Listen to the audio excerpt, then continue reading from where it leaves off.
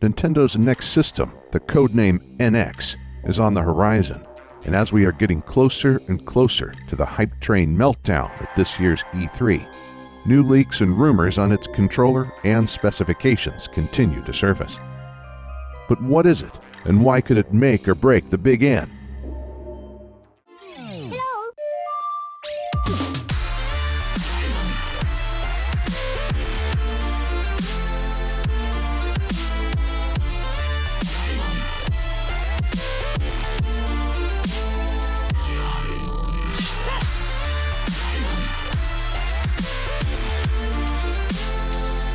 1 year has passed since the deceased CEO of Nintendo, Satoru Iwata, announced a strategy for mobile gaming, and that Nintendo was working on a new dedicated gaming platform, the codename NX.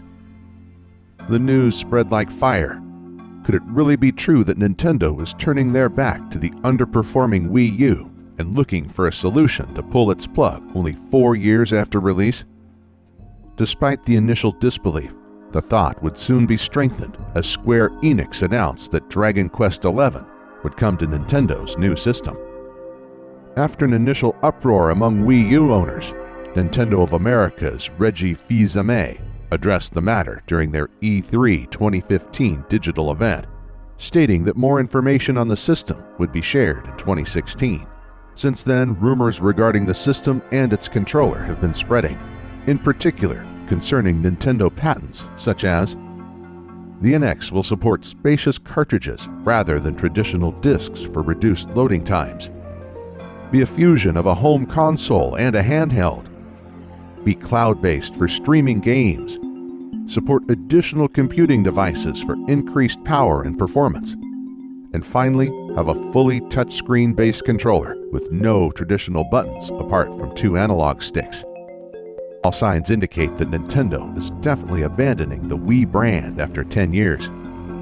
There is no need to hide it. Since its launch in 2012, the Wii U has been struggling with underpowered hardware, different system architecture than PS4 and Xbox One, severe lack of third-party support, and terrible marketing. After many ups and downs, it seems, as the successor will hit stores later this fall. But in order to succeed, the Nintendo NX needs to avoid the Wii U's blunders.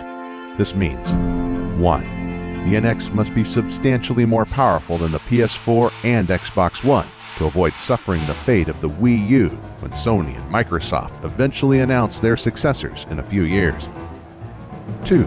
It needs to have a solid first-party lineup at launch and across its first year. 3.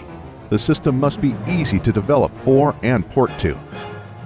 This is crucial in order to regain the trust, support, and backing of third-party developers such as Square Enix, Ubisoft, Activision, EA, etc.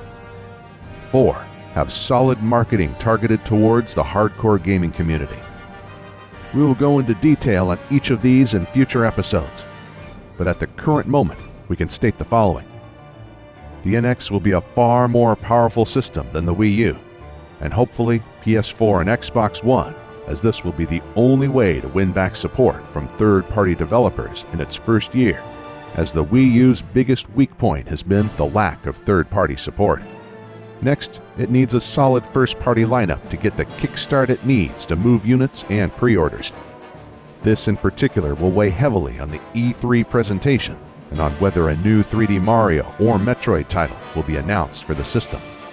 But what is of greater importance is backwards compatibility, or whether that the upcoming Zelda or Super Smash Bros. 4 will be launch titles for the new system.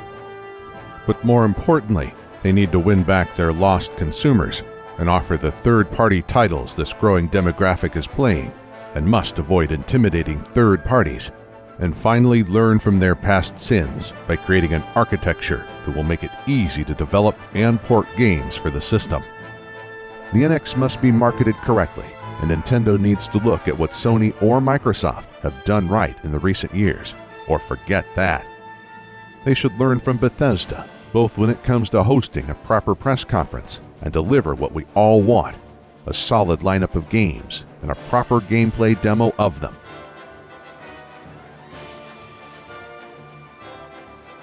Well, at the moment, it's obvious that Nintendo rely basically solely on their first-party games.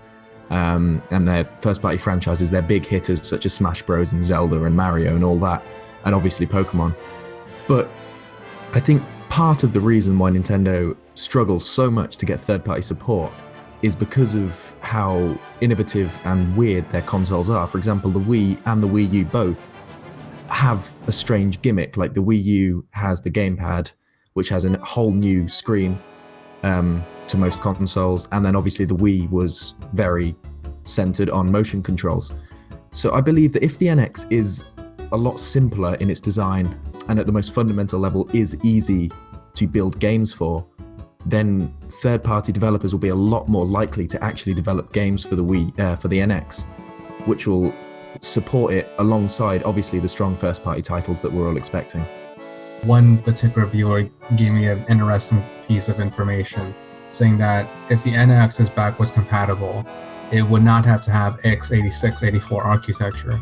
If it does have that kind of architecture, and if the rumors are true, then that would mean the NX would have to have the physical guts of the Wii U inside of the NX to pull off backwards compatibility. How does this relate to Zelda Wii U and, let's say in hindsight? I do believe, I think you probably brought this up in one of your videos, that Zelda Wii U will make some kind of an appearance on the NX. But I don't necessarily think it's going to be like Twilight Princess and that there's just a mirrored port and that's it. There's no other changes besides that. But I also believe the NX will have some kind of Wii U games on the console. So what I'm saying is that the NX may or may not be backwards compatible, but it will see Wii U games like Smash 4. But since Kimishima said it'll be something really, really eye-opening, something that's completely different from past things they did, maybe they have something gold in there. And this also kind of ties in why we haven't seen much about Zelda Wii U. I think, how many months in we have? Well, it's been a while since we have any information at all, in which they said they could have showed more information at last year's E3, which would be a perfect opportunity to show anything, really. They could have shown a couple of screenshots and people would have been kind of content. In fact, Reggie Fils-Aimé said that they could have showed something, but they didn't. Why is that?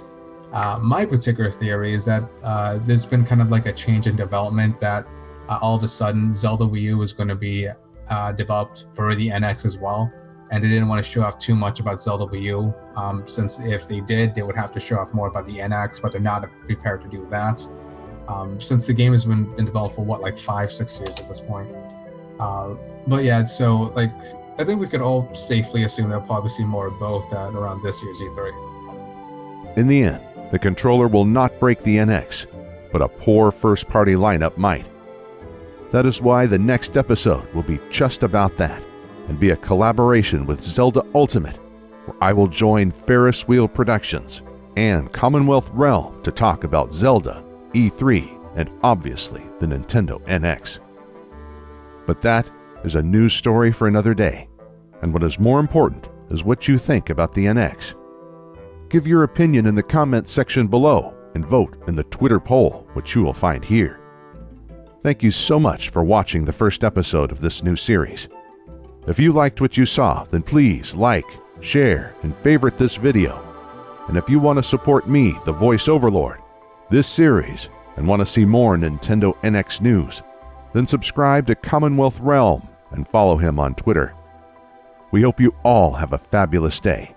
This is Jason Damron, the Voice Overlord, signing out for CR.